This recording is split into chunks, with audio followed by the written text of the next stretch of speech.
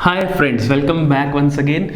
In this lecture we are going to discuss another important term जो कि current है। Current को define करने का जो दूसरा तरीका है उसको हम पढ़ने जा रहे हैं कि करंट को हम दूसरे तरीके से कैसे डिफाइन कर सकते हैं। ठीक है, तो पहला तरीका तो हमने देख लिया, वो स्टेटमेंट क्या थी, वो थी rate of flow of electric charges constitutes electric current. ठीक है, वो समझ चुके हैं हम अच्छे से क्या होता है, किस वर्ड का क्या मतलब है, पूरी स्टेटमेंट का क्या मतलब, वो सारी चीज़ें हम समझ चुके हैं। ठीक है, आगे चलते हैं, सेकंड वे देखते हैं। तो इसमें हम कैसे लिख सकते हैं, flow of electric charges, flow of electric charges per unit time constitutes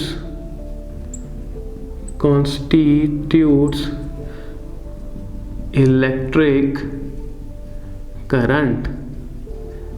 इतना इजी है ये। देखो ये दूसरी स्टेटमेंट है ना। अब मतलब दोनों का मतलब बिल्कुल सेम है, कोई फर्क नहीं है, बस लिखने का तरीका अलग अलग है। ठीक है, तो देखते हैं ये स्टेटमेंट क्या बोल रही है। फ्लो का मतलब मोशन ऑफ इलेक्ट्रिक चार्जेस, मतलब अगर इलेक्ट्रिक चार्जेस मोशन में हो, इलेक्ट्रिक चार्जेस फ्लो कर रहे हो या इलेक्ट्रिक चार्जेस मोशन में हो पर यूनिट टाइम, मतलब टाइम के साथ साथ।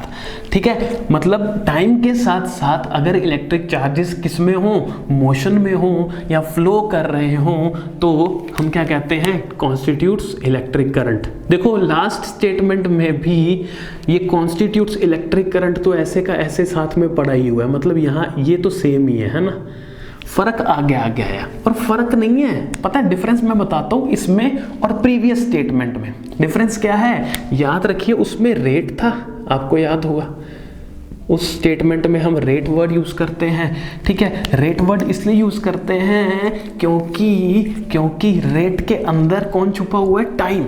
ठीक है, इसलिए हम उस स्टेटमेंट में टाइम वर्ड यूज नहीं करते हैं, क्योंकि रेट का मतलब ही क्या है, रेट का मतलब विद टाइम। ठीक है, और इस स्टेटमेंट में हम टाइम यूज कर रहे हैं क्योंकि हम रेट यूज नहीं कर रहे हैं, है ना। इसमें कहीं रेट नहीं दिख रहा, हमने रेट नहीं यूज किया, हमने इस स्टेटमेंट में रेट नहीं यूज किया, तो हमने सीधा टाइम लिख दिया। एक ही तो बात है, तो मतलब वो जो मीनिंग है स्टेटमेंट का वो तो सेम आ रहना चाहिए, स्टेटमेंट है चाहे वो स्टेटमेंट है, बस लिखने का तरीका बच्चा पार्टी अलग अलग है। बट आपको जो सुंदर लगे, इजी लगे, आप वो याद कीजिए, उसे समझिए और उसे लिखिए, कोई दिक्कत नहीं है। दोबारा सुन लीजिए, फ्लो का मतलब मोशन लिख देते हैं आपकी कन्वीनियंस के लिए। फ्लो का मतलब क्या हो गया, मोशन ऑफ इलेक्ट्रिक चार्जेस, मतलब इलेक्ट्रिक चार्जेस अगर फ्लो कर रहे हैं, मोशन में हैं पर यूनिट टाइम के साथ साथ। ठीक है, कॉन्स्टिट्यूट्स इलेक्ट्रिक करंट, तो इलेक्ट्रिक करंट जनरेट होगा, पैदा होगा। ठीक है, ये हो गया हमारे पास सेकंड टाइप ऑफ स्टेटमेंट, किसकी, करंट की। दोनों का मतलब बिल्कुल सेम है। ठीक है, प्रीवियस स्टेटमेंट का भी यही मतलब है, इस स्टेटमेंट का भी यही मतलब है। डिफरेंस क्या है लिखने में, मैंने वो भी बता दिया आपको, है ना। अब चलते हैं मैथमेटिकली अगर इसको समझने की कोशिश करें, मैथमेटिकली हम कैसे लिखते हैं, हम लिखते हैं current equals to charge per unit time. Mathematically हम करंट को बच्चा पार्टी इस तरीके से डिफाइन करते हैं, इस तरीके से लिखते हैं। ठीक है, देखो ये हमने स्टेटमेंट से ही लिखा है। देखो करंट क्या है, flow of charge per unit time, पर इसको पर ही तो बोलते हैं। ये जो बीच में हम लाइन लगाते हैं, लाइन ड्रॉ करते हैं, ये पर ही तो है, चार्ज पर यूनिट टाइम, मतलब टाइम के साथ साथ चार्ज के फ्लो को ही हम क्या बोलते हैं, इलेक्ट्रिक करंट बोलते हैं। इतना तो इजी है, इसमें क्या दिक्कत है, बहुत ज़्यादा इजी है। ठीक है, मतलब हमने इसी स्टेटमेंट, जो हमने स्टेटमेंट ऊपर लिखी है, ये वाली स्टेटमेंट, इसी स्टेटमेंट से ही हमने ये मैथमेटिकल एक्सप्रेशन लिख दिया, जो कि क्या बोल रहा है, टाइम के साथ साथ चार्जेस अगर फ्लो करेंगे, मोशन में होंगे, फ्लो ऑफ चार्ज पर पर unit time constitutes electric current, तब हम क्या कहेंगे कि करंट पैदा होगा। ठीक है, अब करंट को हम किससे डिनोट करते हैं? कैपिटल आई से डिनोट करते हैं, हमें मालूम होना चाहिए। ठीक है जी। चार्ज को हम किससे डिनोट करते हैं? स्मॉल क्यू से डिनोट करते हैं, और टाइम को हम स्मॉल टी से डिनोट करते हैं, ये भी हमें मालूम होना चाहिए। तो मतलब ये हमारे पास I equals to Q upon T expression आ गया। मैथमेटिकली हम करंट को कैसे डिफाइन करते हैं? I equals to Q upon T. I किसको डिफाइन कर रहा है? करंट को।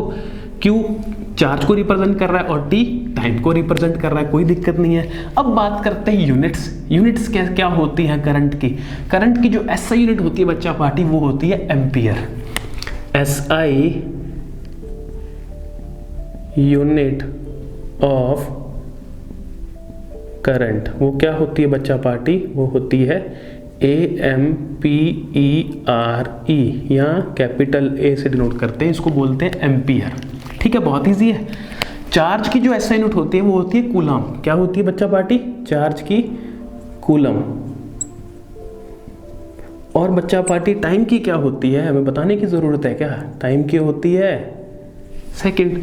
ठीक है, इसको हम ऐसे भी लिख देते हैं C और नीचे SEC सेकंड के लिए। C for coulomb, SEC for second. तो करंट की जो SI यूनिट होती है वो होती है कूलम पर सेकंड। उसको ही हमने नाम दे दिया, क्या नाम दे दिया बच्चा पार्टी? एम्पियर नाम दे दिया। बस इतनी सी बात है। आई रिपीट, करंट की जो SI यूनिट होती है वो क्या होती है? कूलम पर सेकंड ही होती है। SI unit of current is coulomb per second. बस इसको एक नाम दे दिया जिसको हम किससे बोलते हैं? एम्पियर। एम्पियर का मतलब क्या है? Coulomb per second. एक ही बात है, कोई डिफरेंस नहीं है।